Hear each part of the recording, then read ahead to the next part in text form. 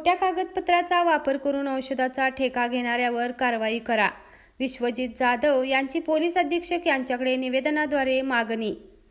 कोल्हापूर येथील बनावट कागदपत्राचा वापर करून सीपीआर रुग्णालयास सर्जिकल साहित्याचा पुरवठा करण्याचा ठेका आपल्याला मिळण्यासाठी व्हीएस एंटरप्राइजेस कंपनीचे मयूर लिंबेकर यांनी खोटी कागदपत्रे तयार करून 5 कोटी रुपयाचे साहित्य सीपीआर रुग्णालयास पुरवठा केल्याप्रकरणी त्यांच्यावर फसवणुकीची कारवाई करावी, अशी मागणी विश्वजित जाधव आणि गौरव पाटील यांनी पोलीस अधीक्षक यांच्याकडे निवेदनाद्वारे केली आहे.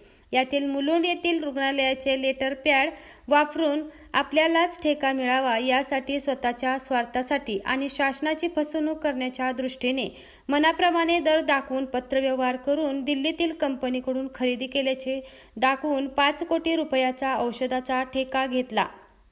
याबाबतची तक्रार 22 जुलै रोजी लक्ष्मीपुरी पोलीस ठाण्यात दिली होती.